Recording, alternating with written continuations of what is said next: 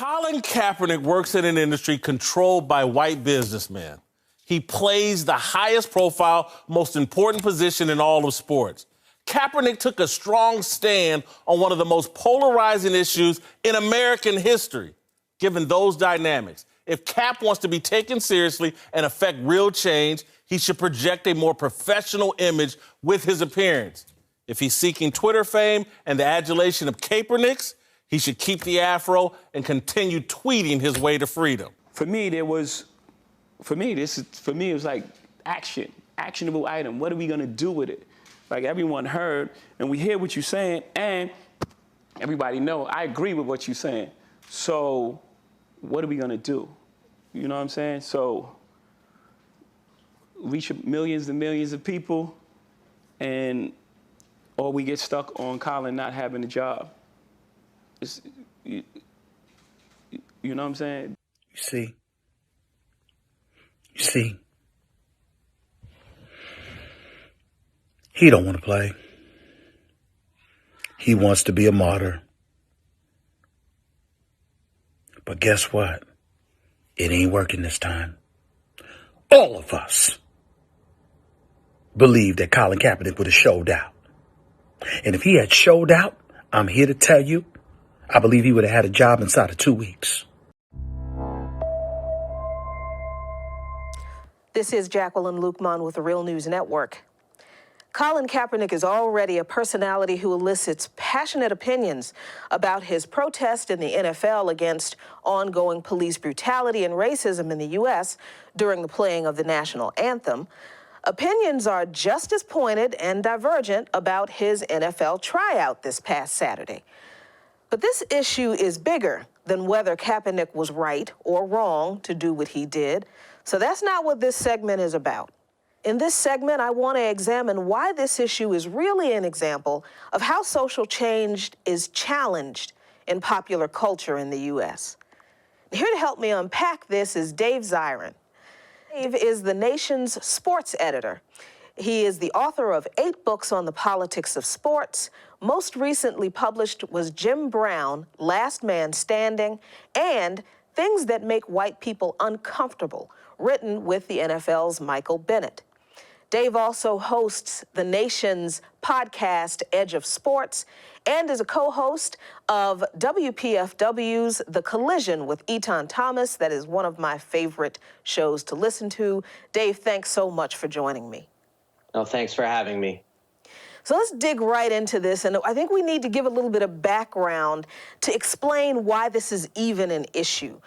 In your latest article in The Nation, you say that Roger Goodell and the NFL tried to bend Kaepernick to their will with this workout. Can you explain what you mean by that?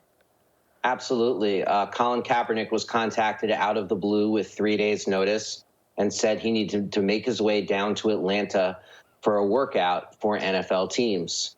They said to him that there were conditions on this workout, that he needed to show up without any media present whatsoever, that it would have to be entirely a closed workout. They said to him that it had to be on a Saturday, even though Saturday is a very odd time to have a workout because most NFL teams are preparing for their Sunday games and scouts are watching college games. And most bizarrely, they wanted him to sign what's being called a non-standard injury waiver, which would have indemnified the NFL against any future lawsuits around the issue of collusion that Colin Kaepernick could possibly put against them. Now, Colin Kaepernick was already in Atlanta when news of this non-standard injury waiver came to him, and he rebelled against it, said he wasn't going to do the workout on the NFL's terms. He switched the workout to a high school an hour away from the Atlanta Falcons facility where it was going to take place. He made sure that the media was allowed inside and they live streamed the workout, and he refused to sign that injury waiver. So he did the entire workout on his own terms, even though the NFL did not want him to. Now, this undoubtedly cost Colin Kaepernick on some levels. About representatives from 24 teams showed up in Atlanta for the workout at Falcons headquarters. Only about 5 or 6 made the journey 1 hour away to watch the Colin Kaepernick workout. But at the same time, Colin Kaepernick benefited because he showed the world that his arm is still an absolute blowtorch, and that he hasn't lost it, that he's in game shape and ready to play for an NFL team. So what you have right now is a situation that, frankly, is not that much different before this workout, which is what we're still talking about, is does any NFL team have the courage to sign someone who so clearly deserves a job? So I think there are a couple of things I need to clarify for our viewers who are not football fans like you and I. So let's talk about the closed workout, the media not being present in the workout that the NFL set up. Is that usual, that workouts for the NFL are closed to the media? Do they normally do that? Literally none of this is usual. Like, it's not usual for the NFL to have a league-wide workout. Teams normally, and when I say normally, I should say every single time, they work out players for the individual teams. So like the Chicago Bears would call Colin Kaepernick's agent and say, we want to arrange a workout. So none of this was usual. What they wanted him to sign wasn't usual. Having this league-wide event that was being called by NFL headquarters was certainly not usual. Doing it on a Saturday wasn't usual. Doing it on 3 days' notice wasn't usual. And doing it in the middle of a regular football season on a Saturday was also very unusual. All very unusual. So these were extraordinary circumstances. And because there's no trust between Colin Kaepernick's camp and the NFL after 3 years of collusion, he insisted that the NFL not be the only people videotaping the workout for fear that they would edit the video, or for fear that their lackeys in the media, and there are many, would leave the facility and say, oh, he just doesn't have it anymore. Or, oh, the opinions really differ on whether or not he has the accuracy to make it in today's NFL. He didn't want any of that nonsense. So instead you had reporters live streaming it over Twitter, and people could judge for themselves. I mean, and that is really important, because as you just pointed out, had this workout not been that Kaepernick organized, had that not been open to the public, you wouldn't have been able to say what you did just a few minutes ago, that his arm is still an absolute blowtorch, that he is still accurate in passing, and he hasn't lost a step as far as being on the field is concerned. If he had gone along with this closed workout with the NFL, those questions would have still been either lingering, because we don't trust the NFL at this point. The public doesn't, so much of the public doesn't. Or the narrative coming from the NFL would have been the 1 or 2 passes that didn't connect, and then the NFL could say, well, see, we gave him a shot, but he's just lost it.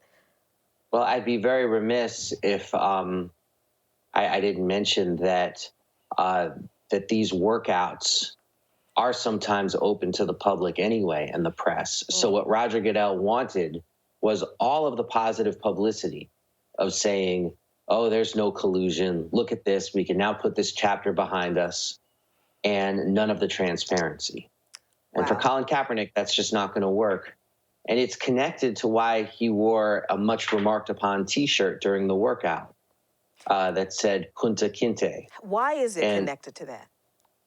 Well, because for Colin Kaepernick, and in popular culture, Kunta Kinte was, of course, the lead character in Alex Haley's book series Roots, played by LeVar Burton in the famous miniseries. And Kunta Kinte was LeVar Burton's name, was the character's name, and he was beaten until he would accept his new name of Toby. And while saying over and over that his name was Kunta Kinte until he was beaten within an inch of his life. And this is Colin Kaepernick trying to say, I will never be Toby for you. Wow. I remain Kunta Kinte.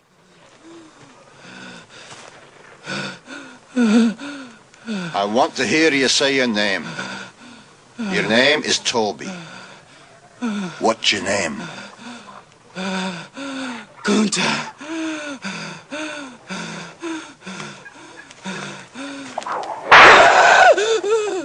It is so, I think, appropriate to get us to the next question that I've been itching to ask you.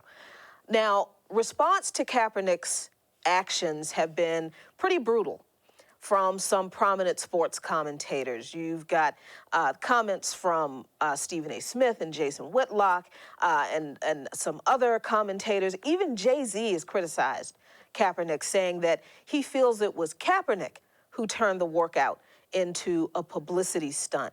What's your take on this criticism of Kaepernick from the sports media fraternity, for lack of a better word, and the suggestions that Kaepernick should have gone along with what you just very simply described as what seems like a pretty obvious legal trap that was badly disguised as a meaningless dog and pony show arranged by the NFL? Yeah, I showed the contract has gone public, and I showed it to a friend of mine who is an attorney, and he said that no attorney in their right mind, it would be legalistic malpractice to have your client sign something like this, which would indemnify the person offering you a job against any future lawsuits. It's just absolutely ridiculous and insulting. And there's no way that he should sign that. You mentioned 3 people. With 3 people, the only thing they have in common, honestly, is the fact that they're all African American and very powerful. Their reasoning is different in all 3 lanes. Jason Whitlock, Stephen A. Smith, and Jay-Z. Jason Whitlock, for people who don't know, I mean, he is a pretty hard right-wing commentator on Fox Sports News and a regular guest on Fox News. He's had an axe to grind with Colin Kaepernick from day one, precisely because he doesn't like that Colin Kaepernick has used this stage of the NFL to protest. So he's going to come out against Kaepernick no matter what. Colin Kaepernick could come out there looking like Tom Brady and Peyton Manning's baby. It wouldn't matter. Jason Whitlock would find a way to criticize him. So he, in a lot of ways, is an irrelevancy to this discussion. Most people have written him off as somewhat of a buffoon. Stephen A. Smith is actually a very important voice. He's the most powerful voice at ESPN, which is the worldwide leader in sports. Now, Stephen A. Smith is somebody who I would call politely an access merchant, in that his value to the league is as somebody who spreads information that the league hands to him. And what the league handed him in this case was false information. Stephen A. Smith got played. They handed him information that Colin Kaepernick was going to get signed soon. They later handed him information that there was no difference between the contract and a typical contract that anybody would sign before an NFL workout. He said this stuff, and then when confronted with the truth that he actually wasn't correct factually, he just blithered and blathered and, talked very loud and was screaming Stephen, as he's sometimes called. As he is wont to do. So Jason Whitlock carrying water for the right wing of this country and Fox News and everything they represent. Stephen A. Smith carrying water for the NFL. And then you have Jay-Z, a.k.a. Sean Carter, billionaire himself. He's somebody who's paid very well now to be Roger Goodell, the NFL commissioner's racial justice whisperer, like the person who tells Roger Goodell what the NFL needs to do to build stronger ties to the black community, ties that were frayed terribly by the NFL's treatment of Colin Kaepernick. And Jay-Z's aspirations, he's made no secret about this, is to own an NFL team. So this is Jay-Z. So first there were all these rumors that Jay-Z was the one who set up the workout. Right. And then Jay-Z comes in and undercuts Colin Kaepernick and doesn't stand up for him in the aftermath.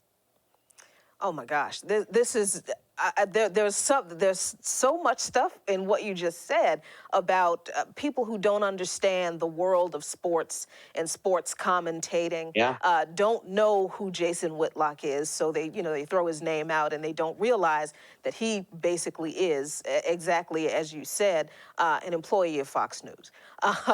And people don't understand Stephen A. Smith's relationship and some other commentators at ESPN who have been no doubt highly critical in many unfair ways of Kaepernick and very defensive of the NFL in this situation. And then there is Jay-Z, which is the pop culture icon that is that provides the direction for so many black NFL fans for how they should respond to this situation. So there are a lot of moving pieces to this.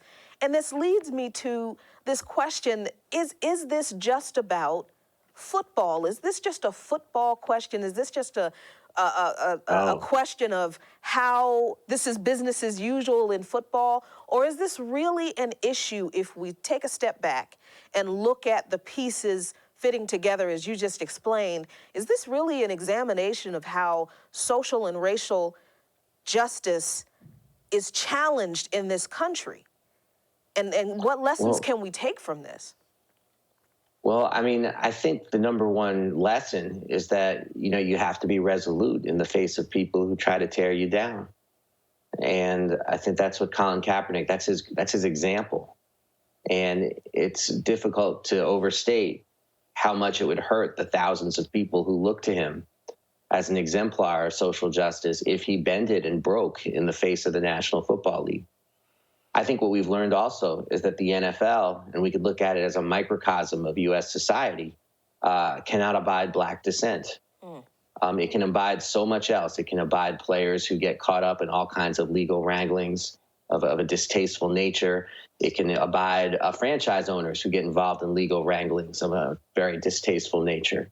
It can abide head injuries. It can abide violence against women, but it cannot abide black defiance. And that's very important to not just the racial, I'll call it the racial psychosis of NFL ownership, which is, except for one person, entirely white, and there are no black owners. It's not just about that. It's about the labor structure of the NFL. This is a league that depends on black labor for its survival. 70% of players are black, including most of the skill positions.